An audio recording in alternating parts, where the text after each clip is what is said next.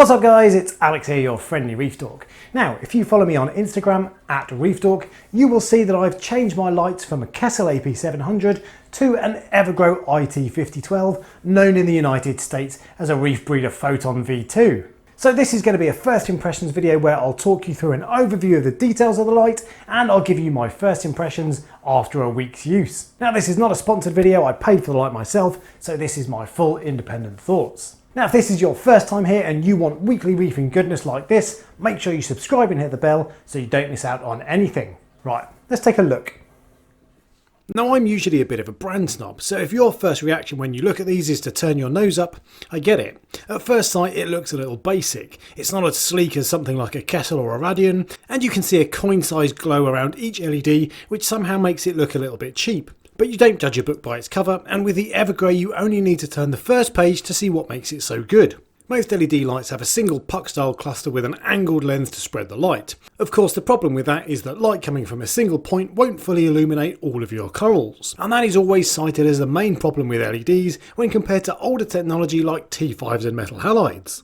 The beauty of the Evergrow light is that each of its LEDs, 88 on this 4-foot unit, are spread out over the entire length of the light. So where you previously had shadows in your tank, you now have light. And that means two things. Firstly, you can see parts of your corals and rockwork that you previously couldn't. And secondly, the parts of your corals that used to be shaded will now get light, meaning tissue can grow in places it previously didn't. The Evergrow is also cheap. As you will have seen, when BRS TV do an overview of a new light, they show you how many units you'll want to get full even coverage. And based partly on the methods employed by worldwide corals, BRS often suggests using more smaller lights to achieve full coverage. For example, on a 4x2x2 SPS tank, they recommend 4 of the latest Radion XR15 Gen 5s. For that setup, by the time you've bought the lights and mounting kits, you're looking at the thick end of £2,000 here in the UK. The 4-foot 230W Evergrow unit costs just £490. So if you bought 2, you'd achieve 100% coverage that even the Radions won't give you, for roughly half the price.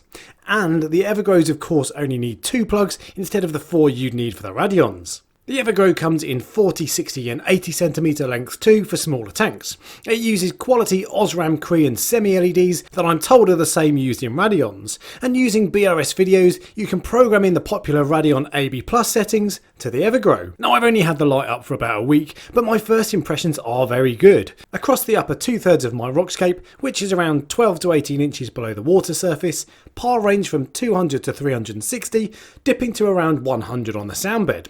And that's with the light mounted at a height of 9 inches, which is more or less perfect and very similar to what I had with my Kessil AP700 at a mounting height of 8 inches. Only the Evergrow repeats those results across the full length of the tank, whereas the AP700 only gave that spread for just over half of the length of the tank. The Evergrow also has an awesome deep royal blue setting that gives a much stronger pop in the evening than my Kessil or Radion did. And because it gives that coverage over a 4-foot by 9 inch area, I get that fluorescence on more of my corals. Unsurprisingly, the shimmer isn't on a par with my old Kessil light, but to my eye it's better than my old Radion XR15 Gen 4 with a diffuser.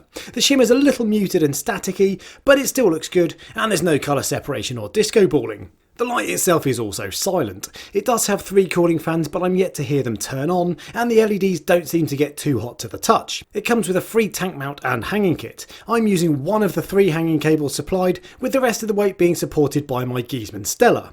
It also comes with a remote control instead of an app.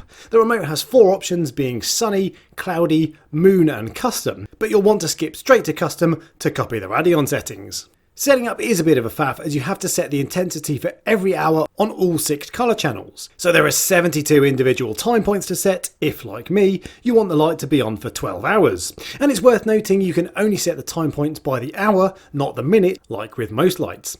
But setup isn't that much of a hassle, and it's made easier if you lay out your desired settings in advance on a spreadsheet. I use the Radion AB Plus settings, reduced by 25% for now so as not to shock my corals, and it took me about 10 minutes to program. Although I would say that doesn't give me as blue a look as I'm used to with the Kessils, so I might have to dial up the 2 blue channels in time. The Evergrow can of course ramp up and down at either end of the day. It seems to do so in steps though rather than completely smoothly, but it's not that noticeable and you can get an upgraded controller for around $50 that sorts that issue and lets you set time points by the minute, not by the hour.